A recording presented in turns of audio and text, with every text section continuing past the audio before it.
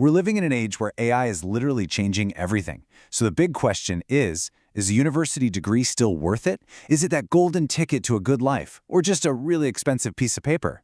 We're about to break down a pretty intense debate on exactly that. So the argument kicks off with a real punch. The first voice says, degrees, they're just becoming expensive certificates of delay, a very costly way to put off starting your real life.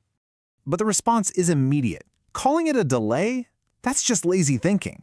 See, in a world that feels more and more chaotic, a degree isn't a delay. It's your shield. It's supposed to protect you. And this is where the clash gets very real. One side says, look, AI doesn't care if you went to a fancy college. It only cares about what you can do. But the other voice just snaps back, yeah, maybe. But the person hiring you is still human. And trust me, they care. So, what's more valuable? The actual skill you can use today, something that outperforms a rigid old syllabus, or is it the deep foundational knowledge you get from a degree, the kind of stuff that's supposed to outlast whatever the latest tech trend is? So what is AI really exposing here? Is it showing us that a lot of educational programs are basically useless, offering no real-world value, or is it something else? The other side says, no, AI isn't exposing bad degrees. It's exposing shallow learning in the people who have them. And that brings us to the first major battleground in this whole debate. The cold, hard reality of the job market versus what we've always believed education is supposed to be about. Now this is brutally honest. The argument here is that this whole university ideal of deep understanding, it's a fantasy. Let's be real. Employers don't pay you to understand things. They pay you for output. They pay you to get things done. And this question just perfectly highlights the disconnect, doesn't it? I mean, if your degree is supposed to prepare you for the job, why do so many companies have to spend the first 6 months retraining you just to make you useful? It's a huge question that goes right to the heart of what a degree is actually worth.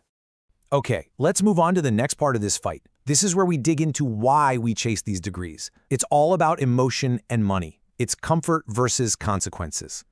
Now the debate gets really personal.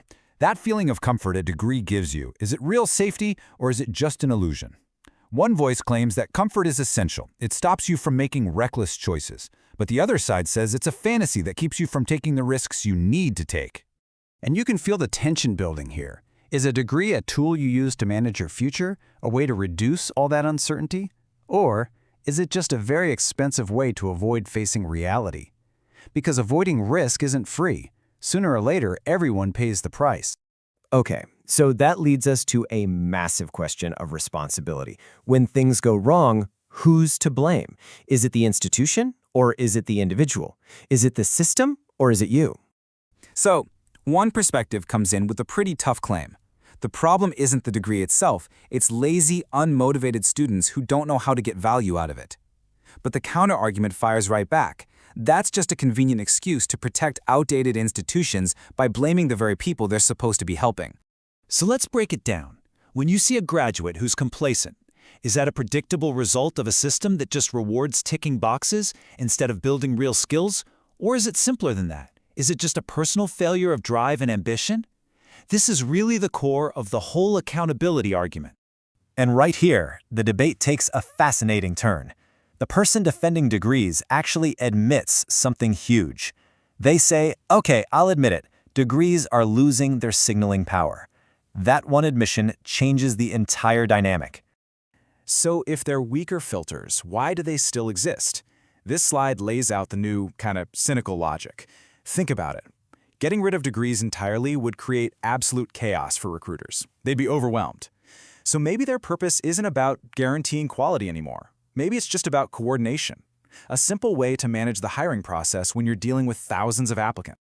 Now, this whole debate doesn't really wrap up with a neat little answer. Instead, it just leaves us hanging with a series of final, really unsettling questions that turn the spotlight right back on, well, on us. Let's start with this one. If your degree really gave you that deep foundational knowledge, why would you be so terrified that an AI tool could come along and make your entire education worthless? But then you have to look at the other side of the coin. If degrees are becoming so meaningless, why do so many smart, skilled, self-taught people still crave that piece of paper? Why do they still want that validation? And this just nails the core dilemma, doesn't it? What are you actually buying with all that tuition money? Are you buying 4 years of education? Or are you just buying an insurance policy against failure? Let's make that question even more direct. When you or your family pays those fees, is that money going towards learning new things? Or is it really a payment to avoid the risk of being left behind in life? Which brings us to the one final unavoidable question. When AI finally levels the playing field for everyone, is your degree going to be the thing that protects you or the very thing that exposes you? The choice and the consequences, they're all yours. All right, everyone, thanks again for joining us on the Duo Dialogues, and stay tuned for more deep dives coming soon. See you next time.